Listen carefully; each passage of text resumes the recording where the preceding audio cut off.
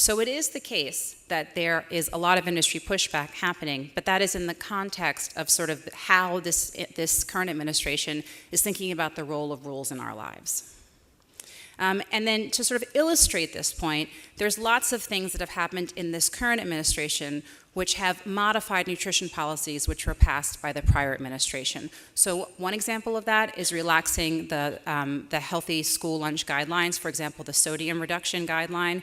Another is the menu labeling rule, which was delayed in this administration. I should also add it was delayed in the last administration, but menu labeling has been implemented as of May. And a third is the voluntary sodium guidelines, which got pushed back recently. But there is reason for hope. And so the FDA just recently came out with what they're calling their nutrition innovation strategy, which really aims to try to modernize their approach to nutrition. They want to use their platform to reduce the burden of chronic disease that stems from poor nutrition and remove barriers to industry innovation. This is sort of what's stated on their website. And so to do this, they plan to continue lots of programs under the Obama administration, create new initiatives to nudge food companies to voluntarily make their products healthier, which I think has pros and cons, which we'll talk about. And then do things like, how do you educate consumers on the new nutrition facts panel once it actually goes into effect? So for example, one of the tasks of this initiative is to actually have a public meeting about this strategy that'll be coming up in a couple of weeks. And so it'll be interesting to see how this actually rolls out.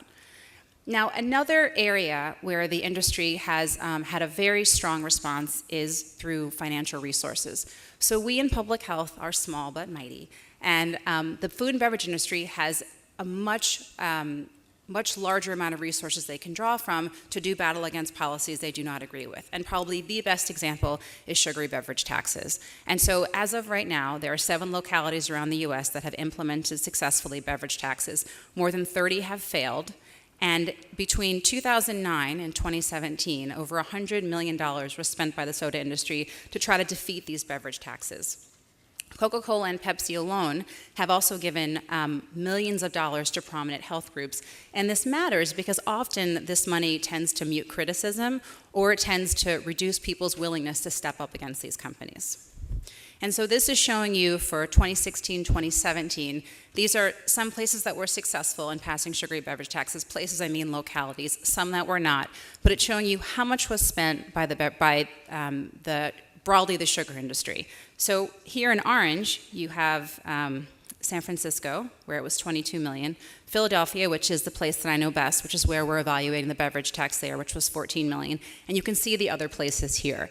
The public health resources that were leveraged against these were, as you can imagine, much, much smaller.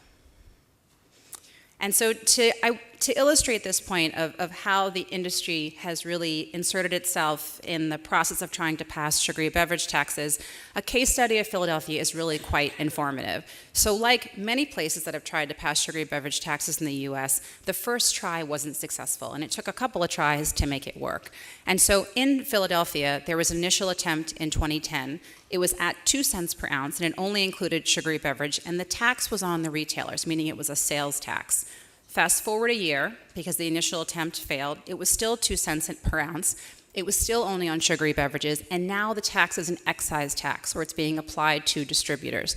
This should say at the bottom 2016. Fast forward now 5 years, and the tax was successful. And one of the things that actually put it over the edge, as Steve mentioned, was the inclusion of diet drinks. Now it's no longer a health tax. It's about sort of taxing beverages broadly. And the use of money, the use of putting money towards things like universal pre-K. The expected revenue in the first year in Philadelphia was $91 million. And it looks like they're roughly on par to meet that, give or take about 10%. Now, what's interesting is that now what the industry has done is the tax was successful, and so because they weren't able to use spending to oppose the tax, there's been a very active legal battle which has taken place. So the tax passes, and there was a lawsuit filed. The tax was upheld at the lower courts, meaning the tax stands. The tax was upheld at the intermediate court, and then the opposition issued a petition to the Pennsylvania Supreme Court to hear the case. The case was just heard in May, so about 4 or 5 weeks ago, and now we wait for the result. My expectation is that the law will be upheld and the tax will stand, but it'll be very interesting to see what happens, and I urge all of you to sort of watch out for that. Another really important thing that has happened recently and has been happening is the role of industry in pushing preemption. Preemption is the idea that you have a state law which takes away the rights of localities within a state. It's the exact same notion of the federal government having a law and taking away the rights of states. And this has been extensively used by the tobacco and gun lobbies. And so what we're really seeing is that the sugar industry is sort of taking a page out of the gun and the tobacco lobby. So for example, the tobacco industry used preemption to block or weaken local ordinances to ban smoking in public places. The firearm industry used it to beat back local efforts to control gun sales.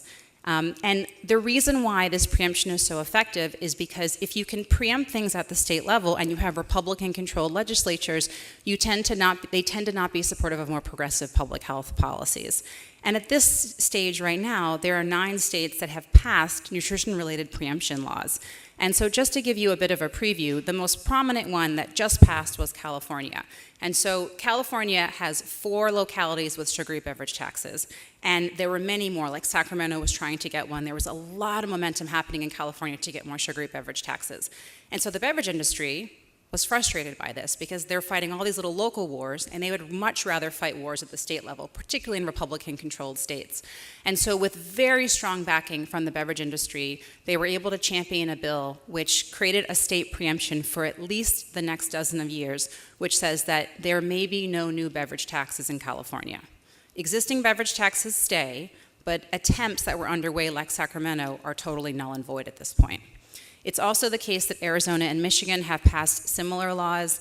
Oregon has a similar question that will be voted on this coming November, and other places, Pennsylvania, New Mexico, Washington.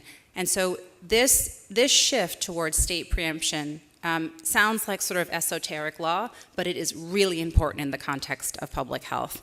And another really good example of this is federal menu labeling. And so Jason Block had a perspective recently in New England Journal of Medicine making the argument that prior to the 2010 Affordable Care Act, which made menu labeling in restaurants and local and food establishments federal, there had been over 25 localities around the country which had passed menu labeling, and it was really starting to gain a lot of momentum.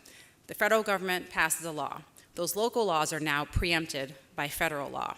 The federal government, because of industry pushback and other reasons, took 8 years to implement that law. And so you've lost this time when those menu labeling laws could have both been encouraging consumers to make better choices, but more importantly, according to the research, encouraging restaurants to reformulate their products. And I think in nutrition policy, I personally am very concerned about this idea of preemption because, like many areas, but I think nutrition in particular, it is local governments that are really strong incubators of the creative and exciting and new ideas that come out. And it's much less likely, because of the way governments are structured, because of the strong checks and balances, it's much less likely those will happen at the state, let alone at the federal level. So another strong response of industry, and I should say that not every response is negative. Some responses can have a very strong benefit towards public health, one of which is reformulation. So the UK in April 2018 passed the first tiered beverage tax, which means that if your beverage has a larger amount of sugar, a bigger tax is applied, and if your beverage has a smaller amount of sugar, a smaller tax is applied. So what this is doing is it's strongly incentivizing companies to put products on the market that either meet the low tier or no tier to reduce the tax. And the reason why you want to reduce the tax, as you heard from Steve Gortmaker, is that taxes strongly affect consumer behavior. You put a tax on something, the expectation and what has borne out empirically in the real world is that people will purchase less of that product. And so what they've seen is that in the first year, they estimate that the UK would raise $520 million in revenue. Because of the enormous amount of reformulation that has happened, they're expected to only raise about half of that, about $240 million in revenue. Now, part of this was helped by the fact that because of Hungary's sugar tax, there was already a lot of reformulation of beverages happening in Europe. And there's a study that just came out in The Lancet, which says, using a modeling approach, which suggests that reformulation of beverages in response to a tax offers the largest potential for health improvements. And that's reflective of what you just heard from Steve's talk. And to sort of bring this point home, this is showing you some of the changes that were happening in the big bottlers in Europe or in the UK in response to this beverage tax. So for example, what you can see here is that Coca-Cola changed their recipe for Fanta, which is this top one here.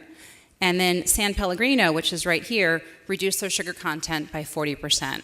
Now, one of the reasons why this is so important is it is probably the case that if you're buying this San Pellegrino that has 40% less sugar, it probably tastes just as good to you if you're not drinking it like 20 times a day. And so you are as happy, so you're probably not going elsewhere and substituting for some other sugar because you've lost a little bit in your can of soda.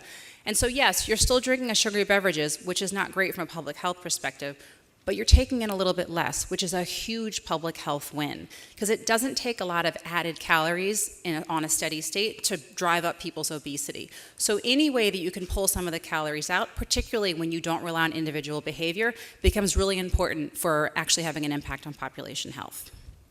We've also seen responses around portion sizes. So many of you have probably seen those little mini cans of Coke that are now in the store that are about 100 calories. So those are important for two reasons. From a public health perspective, maybe you're giving someone a single serving, they're as happy as with a 12-ounce can, and they're taking in fewer calories. And from the manufacturer perspective, the price on smaller units tends to be higher than the price on larger units, so they can actually make a higher profit margin on those types of drinks. And so we'll probably increasingly see more of that. We're also just seeing, anecdotally, at least I am personally, tons of beverages rushing to the market. So Poland Spring now has a new carbonated water line. Coca-Cola is having new lines come out, many of which are non-calorie and low-calorie, really trying to meet the current consumer demand, because what's clear in the US is that even though beverage consumption of sugary beverages remains unacceptably high, people are really declining their intake. So the positive side for the US is that we're having these other beverage alternatives that are coming out that represent low and non-calorie alternatives. The problem is that beverage companies are looking to recoup those profits in low and middle income countries. And so that's where it's important to keep an eye on where products are going and where they're being marketed to. And that's where the activities happening around nutrition policy, much of which we heard about yesterday from Barry Popkins' talk, those become very important for preventing those countries from reaching the levels of sugary beverage consumption that we have here in the US. We also see voluntary commitments. I won't go through these in detail, but I will just say that voluntary commitments can be a good thing. So for example, the Clinton Foundation partnered with a bunch of beverage companies to pull beverages, sodas out of schools a while ago. Those things can be good. The challenge is that they're often done to sort of thwart the heavy hand of government, and they're often not done with a whole lot of evaluation. So while they may sound good and give companies good press, they're not always having the impact that they are intended to have. And that's where public health has an important role of saying, this is great. Let's evaluate it and see if it actually works. And then the evidence can speak for itself.